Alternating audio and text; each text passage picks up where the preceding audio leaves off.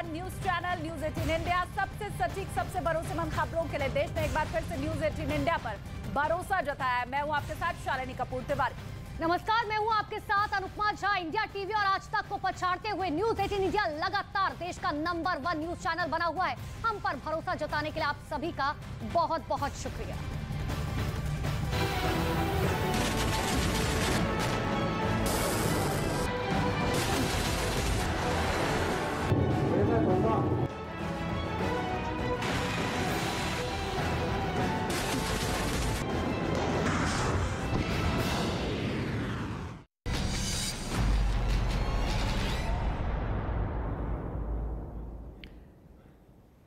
Taiwan के खिलाफ चीन की बड़ी साजिश का पर्दाफाश हुआ है। चीन की सेना ताइवान के डिफेंस सिस्टम की खामियों को तलाशने में जुट गई है। उधर दावा यह भी किया जा रहा है कि चीन के Su-35 लड़ाकू विमान लगातार ताइवान के आसमान की रेकी कर रहे हैं। तो लगातार ये बड़ी खबर आपको बता रहा है कि देखिए ताइवान के खिलाफ चीन की बड़ी साजिश जो है वो फिलहाल तैयार है। ये कोशिश की जा रही है कि डिफेंस सिस्टम में किस तरीके से सेंध लगाई जा सके।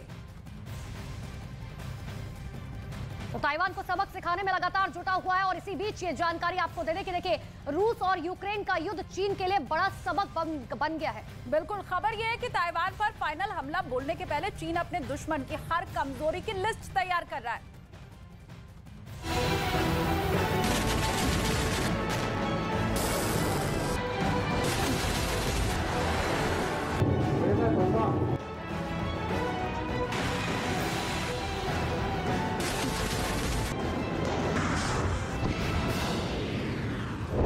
नैन्सी पेलोसी के दौरे के बाद से लगातार चीन के लड़ाकू विमान ताइवान के आसमान की रेकी कर रहे हैं। लगातार शी की सेना की नजर ताइवान के डिफेंस सिस्टम की खामियों को तलाशने में जुटी है, क्योंकि दावा किया जा रहा है कि चीन किसी भी कीमत पर वो लापरवाही नहीं करना चाहता जिस लापरवाही को पुतिन की सेना ने यूक्रेन की धरती पर अंजाम दिया, यानी बिना दुश्मन की ताकत को समझे उस पर हमला बोलना। शी जिनपिंग ये बात अच्छी तरह से समझ चुके हैं कि यूक्रेन के खिलाफ रूस की जो जंग लगातार खिंचती जा रही है वो महज इसलिए है क्योंकि रूस को लगता था कि वो यूक्रेन के खिलाफ जंग को कुछ ही दिनों में खत्म कर सकता है। यही वजह है कि शी जिनपिंग हरगिज ये नहीं चाहते कि ताइवान के खिलाफ जिस जंग का वो आगाज करना चाहते हैं उस जंग में उनका भी वही हाल ना हो जो हाल इस वक्त पुतिन का है, यानी ताइवान के खिलाफ फाइनल अटैक से पहले चीन अपने दुश्मन की एक एक कमी की लिस्ट तैयार करने में जुट गया है। बताया जा रहा है कि ताइवान के आसमान में बार बार चीन के लड़ाकू विमान घुसपैठ कर रहे हैं, जिसका मकसद ताइवान के एयर डिफेंस सिस्टम को चेक करना है। चीन ये जानना चाहता है कि ताइवान का रडार सिस्टम कैसा है।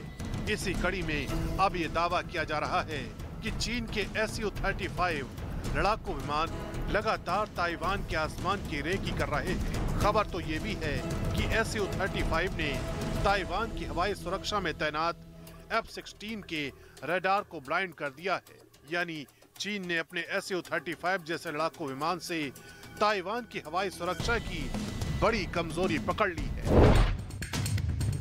चीन ये बात अच्छी तरह से जानता है कि ताइवान के आसमान में उसकी जंग अमेरिका के बेहद ताकतवर हथियारों से हो सकती है। और आइए अब आपको समझाते हैं कि आखिर चीन के Su-35 और ताइवान के F-16 की ताकत में कितना अंतर है।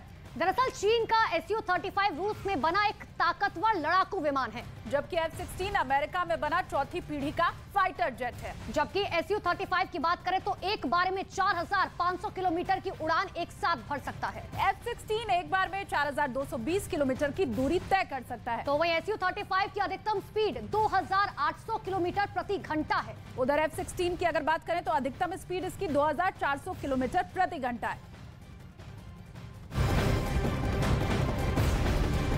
चीन की एक और बड़ी साजिश का पर्दाफाश हुआ। दरअसल खबर यह है कि चीन ताइवान पर अब साइबर हमला करने की तैयारी कर रहा है।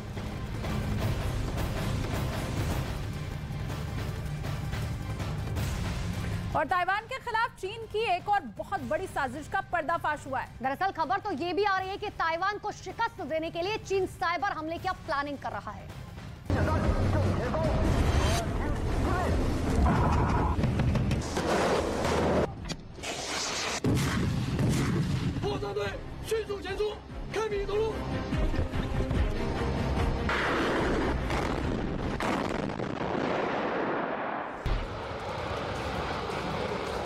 ताइवान के आसमान में चीन के लड़ाकू विमान लगातार हुंकार भर रहे हैं। ताइवान में तहलका मचाने के इरादे से शी की सेना युद्धाभ्यास के नाम पर बारूदी बारिश कर रही है। ताइवान के चारों कोनों में चीन अपना शक्ति प्रदर्शन कर रहा है। जल, थल, वायु में चीन की सेना अपने ताकतवर हथियारों की नुमाइश कर रही है। लगातार शी की सेना दुनिया को अपना दम दिखाने और ताइवान को डराने के लिए ऐसे प्रोपेगेंडा वीडियो जारी कर रही है।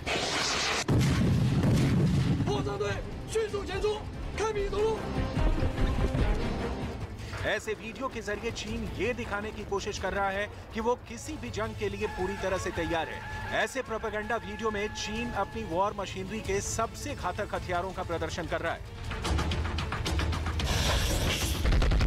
लेकिन वॉर मशीनरी के अलावा चीन ताइवान को घुटनों के बल पर लाने के लिए साइबर अटैक का एक ऐसा चक्रव्यूह तैयार कर रहा है जिसमें फंसने का मतलब सिर्फ तबाही और तबाही है। चीन ये जानता है कि ताइवान से जंग का मतलब अमेरिका की बेहद शक्तिशाली वॉर मशीनरी से लोहा लेना है। लिहाजा ताइवान पर कब्जे के लिए शी जिनपिंग ने साम, दाम, दंड, भेद वाली नीति पर काम करना शुरू कर दिया है। दावा किया जा रहा है कि चीन की ताइवान पर साइबर अटैक की प्लानिंग को इसी से जोड़कर देखा जा रहा है।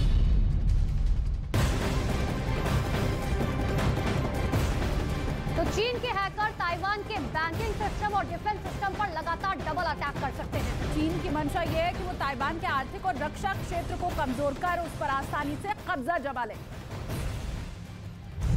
चीन ताइवान पर साइबर हमले का षड्यंत्र रच रहा है, जिसके तहत चीन के हैकर ताइवान के बैंकिंग सिस्टम और डिफेंस सिस्टम पर दोहरा अटैक कर सकते हैं, जिसके बाद ताइवान चीन से लड़ने के काबिल ही नहीं रहेगा, क्योंकि उसकी अर्थव्यवस्था गर्त में जा चुकी होगी और डिफेंस सिस्टम बर्बाद हो चुका होगा।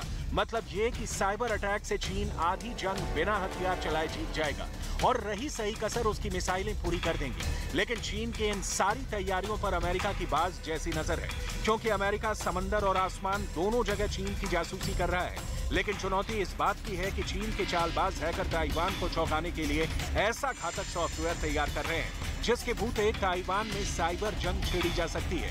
दावा किया जा रहा है कि अगर चीन के हैकर ताइवान पर बड़े साइबर हमले में कामयाब हो जाते हैं तो ताइवान का बैंकिंग सिस्टम पूरी तरह से ठप हो सकता है। अगर चीन के हैकर ऐसा करने में कामयाब हुए तो ताइवान को रक्षा तंत्र का बड़ा नुकसान पहुंच सकता है। इतना ही नहीं, चीन की साइबर वाली साजिश में ताइवान की पूरी संचार व्यवस्था ठप हो सकती है। ताइवान के उद्योग धंधों पर बहुत बुरा असर पड़ सकता है। यानी चीन ताइवान के वॉर जोन में अपने दुश्मन को कई मोर्चों पर घेर लेना चाहता है, ताकि न दो दुश्मन चीन के हमले का जवाब दे सकें और न ही चीन के हमले से बच सकें। और यही शी जिनपिंग की सेना भी चाहती है।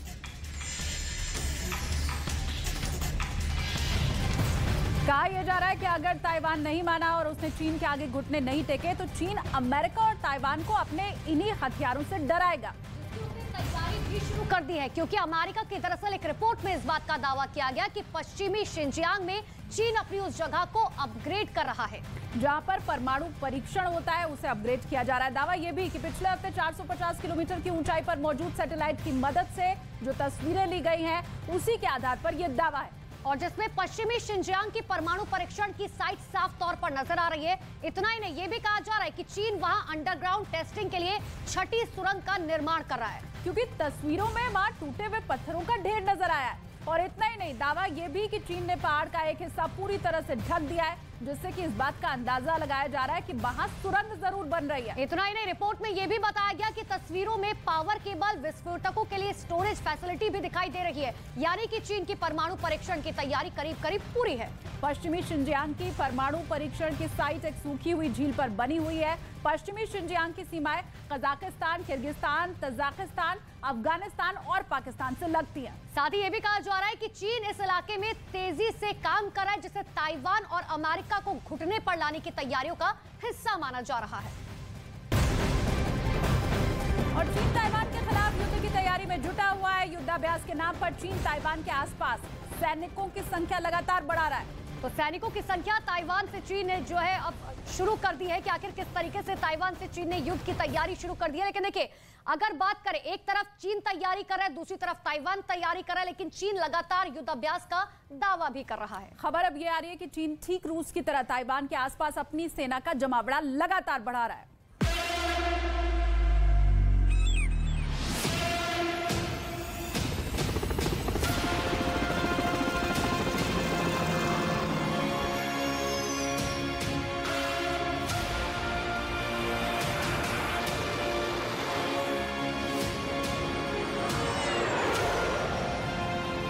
ताइवान के आसमान में इस वक्त ऐसी ही तस्वीरें दिखाई दे रही हैं। अपने युद्ध कौशल को परखने के लिए चीन की सेना हर मोर्चे पर ताल ठोक रही है। आसमान में जहां चीन के लड़ाकू विमानों की गर्जना सुनाई दे रही है, तो वहीं येलो सी और दक्षिण चीन सागर में दैत्याकार युद्धपोत अपनी ताकत की नुमाइश कर रहे हैं।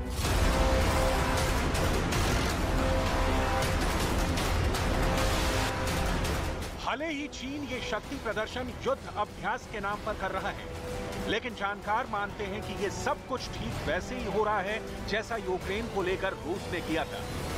यानी यूक्रेन की घेराबंदी के लिए रूसी सेना ने जिस तरह से अपने सैनिकों को जुटाना शुरू कर दिया था, ठीक वैसे ही चीन भी ताइवान के खिलाफ कर रहा है। यानी युद्धाभ्यास के नाम पर चीन न सिर्फ ताइवान के आसपास जंगी हथियार जमा कर रहा है, बल्कि धीरे धीरे चीन की फौज की तादाद भी ताइवान के करीब बढ़ती जा रही है। दावा किया जा रहा है कि पीपल्स लिबरेशन आर्मी जिस तरह से ताइवान के आसमान और समंदर में इस वॉर प्रैक्टिस को अंजाम दे रही है, ठीक वैसे ही चीनी सेना की दूसरी थिएटर कमांड भी अब इस युद्धाभ्यास का हिस्सा बन सकती है। यानी ताइवान को घेरने के लिए चीन एक बड़ा चक्रव्यूह तैयार करने में जुटा हुआ है। और आइए अब आपको समझाते हैं कि आखिर ताइवान को लेकर चीन की इस घेराबंदी के मायने क्या हैं। दरअसल चीन ने ताइवान सीमा के पास दाखिल होने वाले रास्तों को कब्जे में ले रखा है। इससे युद्ध के हालात में चीन के सैनिकों का ताइवान के सैनिकों पर हमला करना बेहद आसान हो जाएगा। दावा किया जा रहा है कि चीन ने ताइवान के प्रमुख बंदरगाहों के आसपास भी अपना सैन्य जमावड़ा बढ़ा दिया है। इस किलेबंदी के जरिए चीनी सेना ताइवान के 3 बड़े सैन्य ठिकानों पर आसानी से हमला बोल सकती है। देखिए, बड़ी खबर इस वक्त की कि चीन जॉइंट कॉम्बैट ऑपरेशन के लिए और ज्यादा सैनिकों की तैनाती में जुटा हुआ है, ताकि ताइवान पर चीन कभी भी हमला कर सके। दरअसल चीन और ताइवान के बीच तल्खियां किस हद तक आगे बढ़ चुकी हैं, इसका अंदाजा ऐसे ही लगाया जा सकता है कि वॉर एक्सरसाइज के नाम पर चीन लगातार अपनी वायुसेना और नौसेना का दखल बढ़ाता जा रहा है। इतना ही नहीं, नैन्सी पेलोसी के दौरे के बाद से चीन ने 3 ऐसे कदम उठाए हैं जिन्हें ताइवान को लेकर शी जिनपिंग की आक्रामक नीति के तौर पर देखा जा रहा है। पहला ये कि चीन ताइवान को चारों तरफ से घेर कर युद्धाभ्यास कर रहा है। दूसरा ये कि चीन ने 22 साल बाद ताइवान पर श्वेत पत्र जारी कर दिया है, जिसमें उसने ये साफ कर दिया है कि ताइवान चीन का हिस्सा है। तीसरा ये कि चीन ये साफ कर चुका है कि वो ताइवान को हासिल करने के लिए सैन्य बल के इस्तेमाल से भी परहेज नहीं करेगा। यानी चीन वैसी जिद ठान कर बैठा है जैसी जिद पुतिन ने यूक्रेन को लेकर पाली है। लेकिन सवाल यही है कि क्या चीन के लिए ताइवान की जंग आसान होने वाली है, क्योंकि यहां भी रूस यूक्रेन युद्ध की तरह अमेरिका चीन के लिए दीवार बनकर खड़ा है।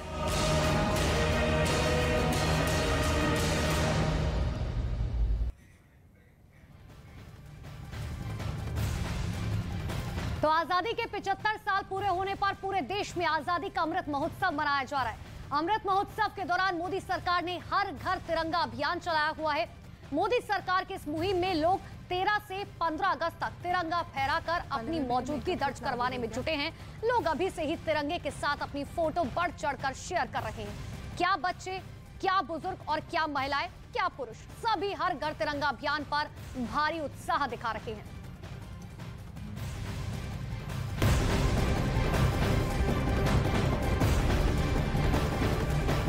अब बात पिटबुल डॉग के हमले से पैदा हुई दहशत की। दरअसल हरियाणा के गुरुग्राम में पिटबुल डॉग के हमले की एक घटना सामने आई है।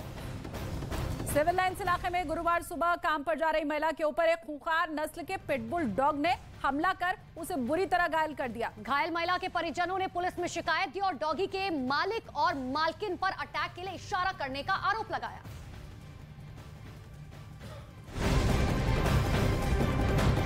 लगातार पिटबुल का खतरा बढ़ता ही जा रहा है। इससे पहले भी आपको याद होगा, लखनऊ में पिटबुल डॉग ने अपनी ही मालकिन पर हमला कर उसे मौत के घाट उतार दिया था। बिल्कुल, गुरुग्राम में पिटबुल डॉग के हमले में महिला की जान बाल बाल जरूर बच गई है, लेकिन यह खतरा बरकरार है हर जगह।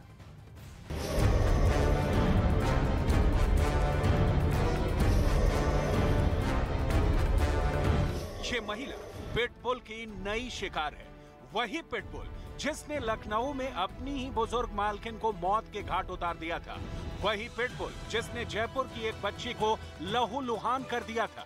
अब उसी खतरनाक नस्ल के पिटबुल कुत्ते ने मुन्नी नाम की इस महिला को अपना ताजा शिकार बनाया है। कुत्ता आके मेरे इधर से ऐसे करके लग दिया था। मैं गिर गई थी। गिर जाते जाते पूरे सर पे काटती। मुंह से ठीक से आवाज नहीं निकल रही। दर्द इतना है कि अस्पताल के स्ट्रेचर पर ठीक से लेटा भी नहीं जा रहा है। महिला की जान बचाने के लिए अस्पताल के सामने परिजनों की भीड़ लगी हुई है। परिजन किसी भी तरह महिला को फिर से अपने पैरों पर खड़ा देखना चाहते हैं।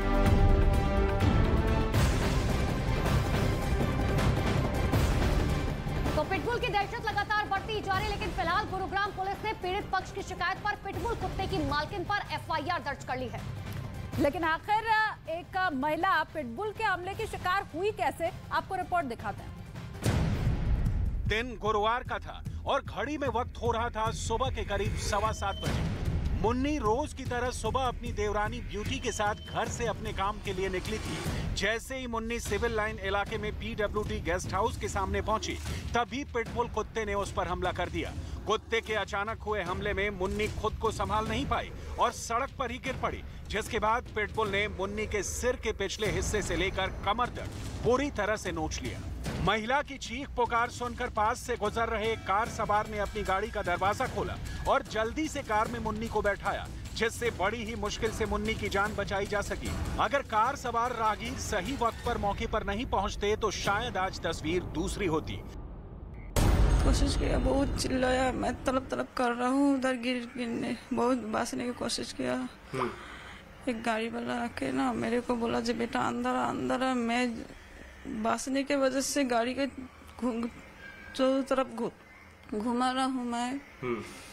अंकल ने ऐसा हाथ पकड़ गाड़ी में उठा लिया तो मैं बच गई। पिटबुल के मालिक जोगिंदर सिंह के सिविल लाइन स्थित घर पर भी न्यूज 18 इंडिया की टीम पहुंची।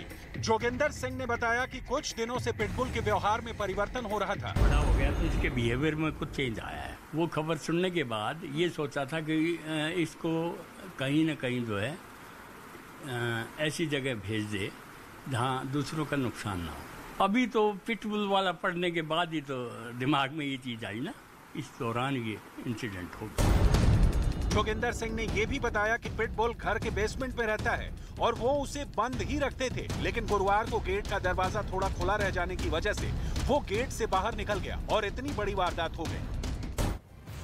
तो इस घटना के बाद एक बार फिर पिटबुल कुत्ते को पालने की एक नई बहस शुरू हो चुकी है, क्योंकि पहले भी पिटबुल कुत्तों की वजह से ऐसे कई हादसे हो चुके हैं जिनमें लोगों की जान गई है। पिटबुल दुनिया का सबसे खतरनाक पालतू कुत्ता माना जाता है। जिन लोगों पर कुत्तों का हमला होता है उनमें मरने वालों का सबसे बड़ा आंकड़ा उन लोगों का ही होता है जिन पर पिटबुल ने हमला किया हो। हालांकि इस कुत्ते को पालने पर देश में कोई प्रतिबंध नहीं है हमारे यहाँ, लेकिन लोगों से बार बार ये अपील की जाती है कि इस नस्ल को लेकर वो बेहद सावधानी बरतें। पिटबुल कुत्ता दो खतरनाक कुत्तों की एक मिक्स ब्रीड कहा जाता है। इसमें एक इंग्लिश बुलडॉग और दूसरा कुत्ता इंग्लिश व्हाइट टेरियर होता है और इसीलिए कहा जाता है कि पिटबुल में इन दोनों नस्लों का स्वभाव होता है। बुलडॉग एक ताकतवर शिकारी कुत्ता है, लेकिन टेरियर में लोमड़ी जैसी चालाकी भी होती है और इसीलिए ये मिक्स ब्रीड बहुत खतरनाक मानी जाती है। वैसे तो बाकी कुत्तों की तरह ये घर के सदस्य के साथ ही घुल मिल कर रहते हैं, लेकिन जिद्दी होना एक कुत्ते की फितरत में शामिल है और इसीलिए एक बार अगर जिद पर उतर आए तो इनको काबू में करना मुश्किल ही नहीं नामुमकिन हो जाता है। ये इतने गुस्सैल हो जाते हैं कि किसी की जान तक लेने से हिचकते नहीं है। आपको याद होगा लखनऊ से पहले जयपुर में भी एक 7 साल की बच्ची पर एक पिटबुल कुत्ते ने ऐसे ही हमला किया था। इस घटना में बच्ची की जान बच गई थी। हरियाणा की यमुनानगर में भी पिटबुल कुत्ता लोगों की जान ले चुका है। इसके अलावा पंजाब के जालंधर में भी एक ऐसी ही घटना सामने आ चुकी है जिसमें कई लोग घायल भी बताए गए थे।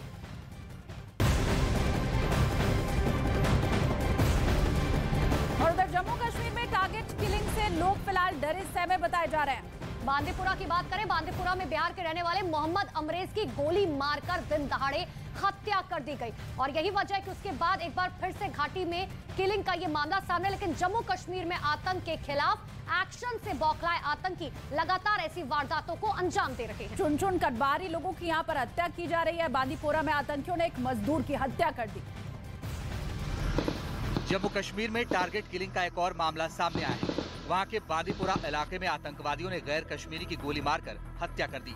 मृतक 19 साल का मजदूर था जो कि बिहार के मधेपुरा जिले का रहने वाला था। मृतक के भाई का कहना था कि वो गोली लगने से घायल हो गया था। 12-20 पे छोटा वाला भाई बोला फायरिंग हुआ, उठो। जब हम जगे तो वो बोला, हम बोले सो जाओ, ऐसे होता ही रहता है। फिर वो बोला हम देखते हैं यहाँ भाई है नहीं सोया हुआ। हम बोले बाथरूम गया होगा। जब वो गया तो जीने में देखा खून से लदबद। जिसके बाद सेना की मदद से उसे अस्पताल में भर्ती कराया गया, जहां इलाज के दौरान उसकी मौत हो गई। हमलावरों की तलाश में सुरक्षा बलों की संयुक्त टीम ने पूरे इलाके में सर्च अभियान चलाया। जम्मू कश्मीर में आतंक के खिलाफ एक्शन से बौखलाए आतंकी चुन चुन कर बाहरी लोगों को निशाना बना रहे। घाटी में अब तक कई लोग टारगेट किलिंग का शिकार हुए। तो बौखलाए आतंकियों की कायराना करतूत आपने देखी, लेकिन देखिए सरकारी आंकड़ों के मुताबिक 2022 में टारगेट किलिंग के 16 मामले सामने आ चुके हैं, जबकि महज 4 महीने में 11 लोगों की हत्या की गई है। लेकिन सिर्फ मई की बात करें तो सिर्फ मई के महीने में 7 लोग टारगेट किलिंग के शिकार हुए। जून की अगर बात करें, टारगेट किलिंग की 2 वारदात इस वक्त भी सामने आई थी। जबकि अगस्त की बात करें तो अब तक 2 लोगों की हत्या की जा चुकी है।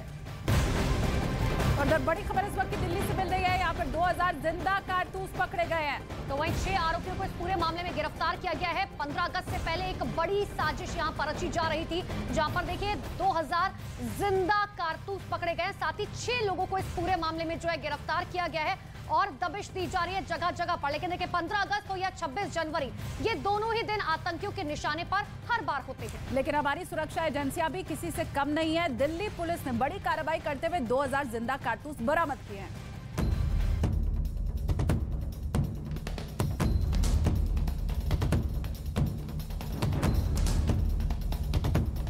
टेबल पर सजे ये कारतूस, ये तस्वीर राजधानी दिल्ली से सामने आई। कारतूस सिर्फ टेबल पर सजे नहीं हैं, बल्कि इन डब्बों में भी कारतूस का पूरा जखीरा मौजूद है। 15 अगस्त से पहले दिल्ली में बड़ी आतंकी साजिश का खुलासा हुआ। दिल्ली पुलिस ने बड़ी कार्रवाई करते हुए 2000 जिंदा कारतूस बरामद किए। साथ ही 6 आरोपियों को गिरफ्तार किया। जिन लोगों को गिरफ्तार किया गया है उन पर दिल्ली में कारतूस सप्लाई करने का आरोप है। इन आरोपियों को 2 बैग के साथ दिल्ली के आनंद विहार इलाके से गिरफ्तार किया गया। फिलहाल पुलिस आरोपियों से पूछताछ में जुटी है और ये पता लगाने की कोशिश की जा रही है कि आखिर इन कारतूसों की सप्लाई कहां होनी थी और इनका इस्तेमाल कहां होना था। फिलहाल कारतूस मिलने के बाद से दिल्ली पुलिस और खुफिया एजेंसियां अलर्ट पर हो गई हैं और अब गैंग का तार खंगालने की कोशिश में जुट गई हैं।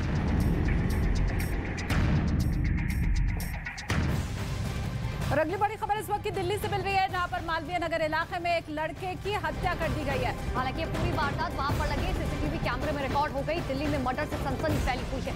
दिल्ली के मालवीय नगर की ये पूरी घटना और जो सीसीटीवी फुटेज मिला है वो भी आपको हम दिखा रहे हैं। देखिए, दिल्ली के मालवीय नगर इलाके में रक्षाबंधन की रात एक युवक की हत्या कर दी गई। हालांकि परिजनों से इस मामले में पुलिस पर भी गंभीर आरोप लगाए हैं। बताया ये गया था कि छोटे से विवाद के बाद पहले मारपीट हुई और फिर मयंक की दिन दहाड़े हत्या कर दी गई।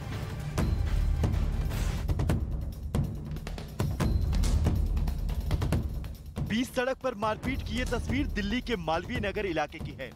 तस्वीरों में कुछ लड़के एक लड़के को पिटाई करते दिखे। इसी दौरान कुछ लोग वहां जमा हो गए और झगड़े को छुड़ाने की कोशिश हुई। फिर वहां पिटाई कर रहा एक लड़का चुपके से वहां से निकल गया और एक के हाथ में बेल्ट नजर आई। इसके बाद वहां लोगों की भीड़ लगना शुरू हो गई। बताया गया था कि छोटी सी बात से शुरू हुए विवाद में कुछ लड़कों ने मयंक को घेर लिया और उसकी पिटाई करने लगे। मयंक पर चाकू और ब्लेड से हमला किया गया, जिसमें उसकी जान चली गई। इस घटना के बाद से मयंक के घर में मातम पसर गया। वहीं परिजनों ने पुलिस पर गंभीर आरोप लगाए। पुलिस पर कोई कार्रवाई नहीं करने का आरोप लगा, तो दूसरी तरफ पुलिस ने जल्द से जल्द आरोपियों को गिरफ्तार करने का दावा किया।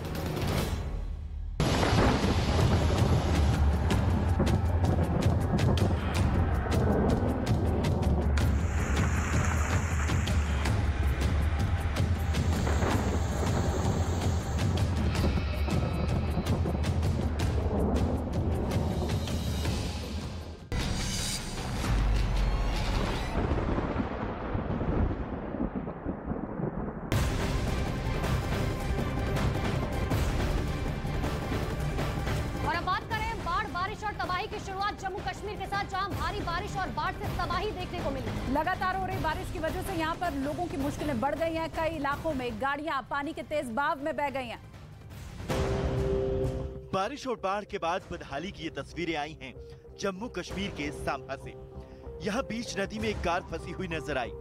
ये कार पानी के तेज बहाव में डिब्बे की तरह बह गई थी, जो पानी कम होने के बाद नदी के बीच में फंसी हुई दिखाई दी। इस कार को नदी से निकालने के लिए खासी मशक्कत करनी पड़ी। इसे बाहर निकालने के लिए ट्रैक्टर और दूसरी मशीन की मदद ली गई। तस्वीरों में दिखा कि कार को पहले मशीन की मदद से खींचकर नदी के किनारे तक लाया गया। नदी के बीच मिट्टी और रेत में फंसी इस गाड़ी को खींचने के दौरान मशीन को भी काफी ताकत लगानी पड़ी। गाड़ी को नदी किनारे रखने के बाद इसे ट्रैक्टर की मदद से खींचकर लाया गया। इस दौरान कुछ लोग भी नदी किनारे खड़े नजर आए, जो पूरे ऑपरेशन को देख रहे थे। ये लोग गाड़ी निकालने पहुंची टीम की भी मदद करते हुए दिखाई दिए। बताया गया कि भारी बारिश के बाद आई बाढ़ के बाद ये गाड़ी मूथल गांव से बहकर 2 किलोमीटर दूर नदी में चली गई थी। अब बात उत्तर प्रदेश की, जहां पर बांदा जिले में अचानक यमुना नदी में नाव पलट गई। नाव में कहा जा रहा है कि 34 लोग सवार थे, तभी अचानक ये हादसा हुआ। और यूपी के बांदा में दरअसल ये नाव पलटी है। नाव पलटने के दौरान जो है उसकी तस्वीर आपको ये लगातार दिखा रहे हैं, जहां पर देखिए ये हादसा हुआ। हालांकि कोशिश ये है कि जो लोग गायब हैं उनका तुरंत रेस्क्यू किया जा सके, लेकिन देखिए उत्तर प्रदेश के बांदा जिले से डरा देने वाली तस्वीरें सामने आई। इसमें एक भारी भरकम नाव यमुना नदी में पलट गई। इस नाव में 34 लोग सवार थे।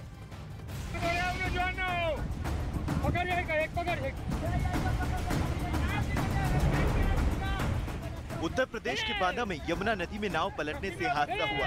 नाव में 34 लोग सवार होकर बांदा से फतेहपुर जा रहे थे। बताया गया कि नाव पर क्षमता से ज्यादा लोग सवार थे। बीच नदी में नाव डगमगाने लगी और फिर ये पलट गई। हादसे के बाद कुछ लोग खुद को बचाने के लिए तैरने लगे, लेकिन मुश्किलों का सामना नाव में सवार महिलाओं और बच्चों के साथ पेश आया। हादसे के बाद रेस्क्यू के लिए एनडीआरएफ और एसडीआरएफ के जवान नदी में उतरे। एनडीआरएफ के 30 जवान नदी में बोट लेकर रेस्क्यू में जुटे। एसडीआरएफ के 35 जवान भी 3 नाव लेकर राहत बचाव के काम में जुटे। रेस्क्यू ऑपरेशन में स्थानीय गोताखोरों की मदद भी ली गई।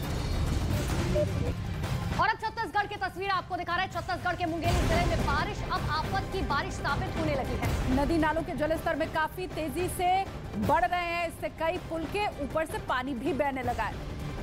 तो छत्तीसगढ़ में लगातार मूसलाधार मुसीबत बनी हुई है। छत्तीसगढ़ की तस्वीर आपको दिखा रहे हैं, जहां पर कई इलाकों में आसमान से पानी की शक्ल में आफत बरस रही है। राज्य के कई जिलों में भारी बारिश की वजह से बाढ़ जैसे हालात बन गए, जिससे कि लोगों की मुसीबतें बढ़ गई हैं। मुंगली की बात करें तो मूसलाधार बारिश की वजह से वहां बहने वाली नदी में उफान आ गया और उसका पानी मुंगेली रायपुर को जोड़ने वाले पुल के ऊपर से बहने लगा। लेकिन इसके बाद भी लोगों ने उसकी परवाह नहीं की। पुल के ऊपर से बहती नदी को पार करने के लिए लोगों ने जान तक जोखिम में डाल दी। वहां से जो तस्वीर सामने आई उसमें 2 लोग मोटरसाइकिल पर बैठकर पुल को पार करते दिखे। इतना ही नहीं, कुछ गाड़ियां भी पुल को पार करते हुए देखी गई। यहाँ तक कि बच्चे भी अपनी जान जोखिम में डालकर पुल के ऊपर से गुजर रहे थे। इस दौरान अगर तेज धार की वजह से संतुलन बिगड़ता तो ये सभी नदी में बह सकते थे। गनीमत ये रही कि सभी सुरक्षित पुल से गुजर गए। वहीं पुल के ऊपर से पानी बहने की वजह से कई किलोमीटर तक लंबा जैम लग गया। और अब अगली खबर राजधानी दिल्ली से है, जहां पर यमुना नदी का जलस्तर लगातार बढ़ता चला जा रहा है। हथनीकुंड बैराज से छोड़े गए पानी की वजह से यमुना नदी के जलस्तर में काफी ज्यादा इजाफा हुआ है और दिल्ली के लोगों को अब सचेत भी किया गया है कि अब सुरक्षित जगहों पर वो चले जाएं। तस्वीरें भी इस वक्त आपके सामने यमुना उफान पर है। देखिए, दिल्ली में लगातार बढ़ रहे जलस्तर की वजह से प्रशासन इस वक्त अलर्ट है। यमुना किनारे रहने वाले लोगों से लगातार सुरक्षित जगह पर जाने की अपील की जा रही है। इस वक्त हम यमुना के बीचों बीच मौजूद हैं और हम आपको दिखा रहे हैं कि किस तरीके से जो लोग हैं वो किनारे पर रहते हैं। आप ये तस्वीरें देखिए, जो जलस्तर है वो पूरी तरह से घाट पर पहुंच चुका है और एकदम आपको लोग दिखाई पड़ेंगे। उन्होंने वहां पर दुकानें खोली हुई हैं, लोग बैठे हुए हैं, क्योंकि जो यमुना का जलस्तर है वो लगातार तेजी से बढ़ रहा है। प्रशासन ये चेतावनी दे रहा है कि आप जो यमुना का किनारा है वो छोड़कर आप चले जाइए, जो ऊंचा इलाका है वहाँ चले जाइए और अपने जो मवेशी हैं उनको भी यहाँ से लेकर जाइए। हरीश जी, हम लगातार देख रहे हैं कि आप स्पीकर से लोगों को चेता रहे हैं, क्या वजह है, कितना जलस्तर अभी यमुना का हो चुका है? अभी वार्निंग लेवल से भी नीचे है, बट हम लोग जो है ना कल सुबह से ही वार्निंग दे रहे हैं, लोगों को सूचित कर रहे हैं कि आप लोग यमुना से दूर रहें। माइक द्वारा भी और बोटों के द्वारा भी डीएम साहब की तरफ से 24 मोटर बोट यमुना में लगा दी गई हैं, जो दिन रात पेट्रोलिंग कर रही हैं, लोगों को सूचित कर रही हैं कि आप यमुना से दूर रहें। आज शुक्रवार देर शाम जब हथनीकुंड बैराज से छोड़ा गया पानी, क्योंकि बीते 3 दिन में कई लाख क्यूसेक पानी वहाँ से छोड़ा जा चुका है, करीब 2.5 से 3 लाख क्यूसेक पानी वहाँ से छोड़ा जा चुका है और उसकी वजह से यमुना में उफान है वो देखने को मिल रहा है। और एक यही वजह है कि दिल्ली में हर साल ऐसी स्थिति बनती है जिसके चलते किनारे रहने वाले लोगों को चेतावनी दी जाती है कि आप किनारा छोड़कर सुरक्षित स्थान पर चले जाइए। तो यमुना नदी का बढ़ता जलस्तर दिल्ली के लिए अब मुसीबत बन गया है। हथनीकुंड बैराज से छोड़े गए पानी के बाद यमुना नदी के किनारे वाले इलाके पूरी तरह पानी में डूब चुके हैं। हालांकि बात करें तो 48 घंटे में हथनीकुंड बैराज से 7 लाख क्यूसेक से ज्यादा पानी छोड़ा गया। 41 बोट को यमुना के अलग अलग घाटों पर पेट्रोलिंग के लिए लगाया गया। इतना ही नहीं, निचले इलाकों से लोगों को दूर रहने की अपील भी लगातार की जा रही है। और देखिए, महाराष्ट्र के पुणे से हैरान कर देने वाली ये तस्वीर सामने आई है। कहा जा रहा है दरअसल एक वीडियो सामने है जिसमें भारी बारिश की वजह से आए सैलाब में कई गाड़ियां डूबती हुई नजर आई, जिसमें भारी बारिश के बाद शहर के एक पुल के नीचे से पानी सैलाब की तरह बहता दिखा, जबकि कुछ गाड़ियां बाढ़ के पानी में डूबी नजर आईं। बताया गया कि कई लोग वहां पिकनिक मनाने आए थे, लेकिन भारी बारिश की वजह से वहीं फंस गए। आसमान से आफत की शक्ल में इतनी बारिश हुई कि वहां मौजूद गाड़ियां पानी में डूब गईं और जो बच गईं उन्हें निकालने में लोगों के पसीने छूट गए। जो वीडियो सामने आया उसमें कई लोग एक सफेद रंग की कार को पानी से बाहर निकालने में जुटे दिखे।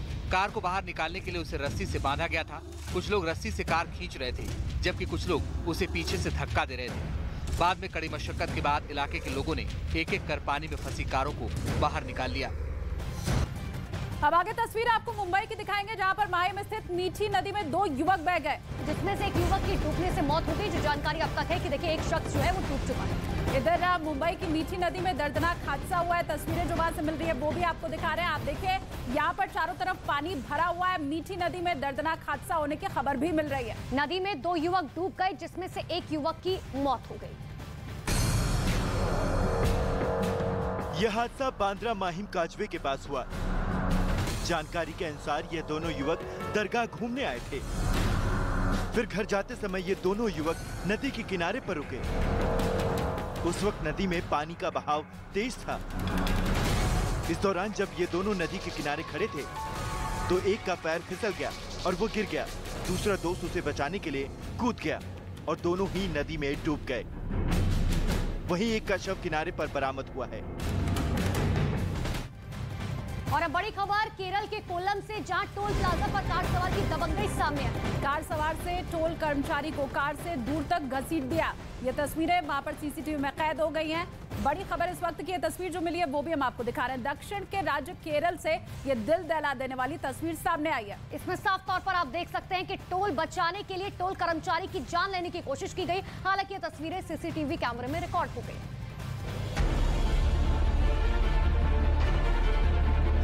कार की खिड़की से लटके एक आदमी की ये तस्वीर आई है केरल के कोल्लाम से।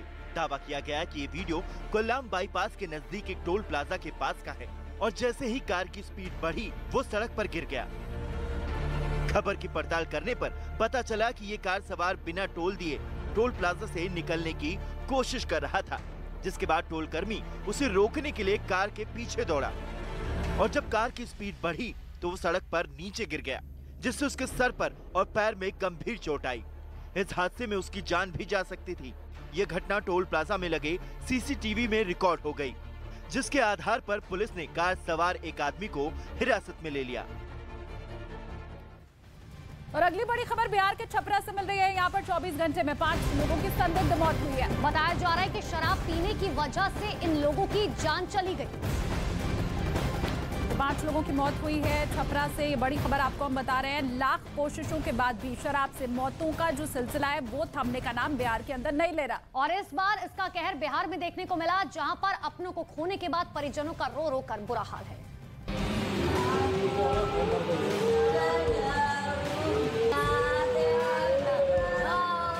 रोते बिलखते परिजन और अस्पताल के बेड पर पड़ी डेड बॉडी की तस्वीर सामने आई है बिहार के छपरा से। यहाँ 24 घंटे में 5 लोगों की संदिग्ध मौत हो गई।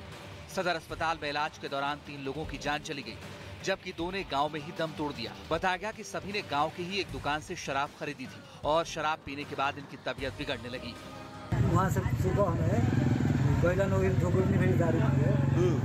सुबह तो मैंने उनका बेचैनी भाई बेचैनी के बाद में आदमी सोचल कि पीले खैले बा हैं, बाद में फिर उनका रात के मैंने आज से लौके ना लौकल है ना लौकल। बाद में आदमी हॉस्पिटल ले गए, हॉस्पिटल ले गए के बाद डॉक्टर मृत कर दिलक। हालात को बिगड़ता देख मौके पर प्रशासन की टीम पहुंची और मामले की पड़ताल में जुट गई। जहरीली शराब की बात आ रही है, अब इसकी पुष्टि अभी तो नहीं हुई है। अभी क्या फिलहाल प्रशासन के द्वारा किया जा रहा है? जो लोग बीमार हैं उन लोग को हम लोग निकलवा रहे हैं। कौन कौन बीमार हैं गांव में सबको घर से निकलवाया जा रहा है।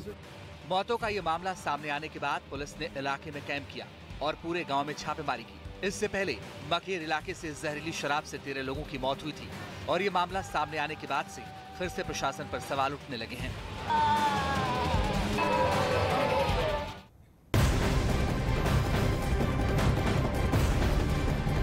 आजादी के 75 साल पूरा होने पर पूरे देश में आजादी का अमृत महोत्सव मनाया जा रहा है। अमृत महोत्सव के दौरान मोदी सरकार ने हर घर तिरंगा अभियान चलाया हुआ है। मोदी सरकार की इस मुहिम में लोग 13 से 15 अगस्त तक तिरंगा फहराकर अपनी मौजूदगी दर्ज करवाने में अभी से जुटे हुए हैं। अभी से तिरंगे के साथ अपनी फोटो बढ़ चढ़कर लोग शेयर कर रहे हैं। बच्चे, बुजुर्ग, महिलाएं या फिर पुरुष, हर कोई हर घर तिरंगा अभियान पर भारी उत्साह दिखा रहा है।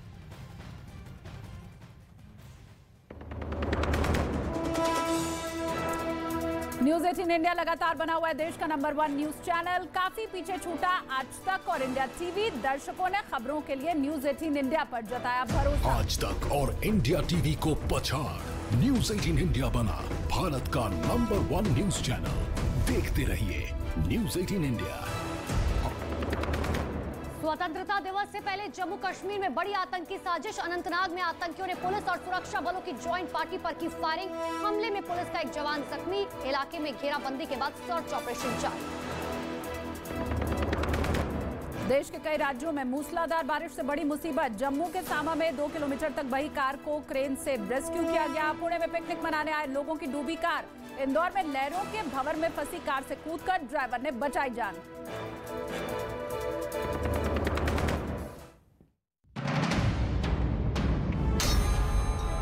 जो दुश्मनों पर करते हैं प्रहार, उन योद्धाओं पर मुस्कुराहटें हैं निसार। टीवी पर पहली बार एनएसजी कमांडोज के साथ कवियों की हंसी वाली फुहार। ताकत वतन की हमसे है। शनिवार रात 7:57 पर। आज तक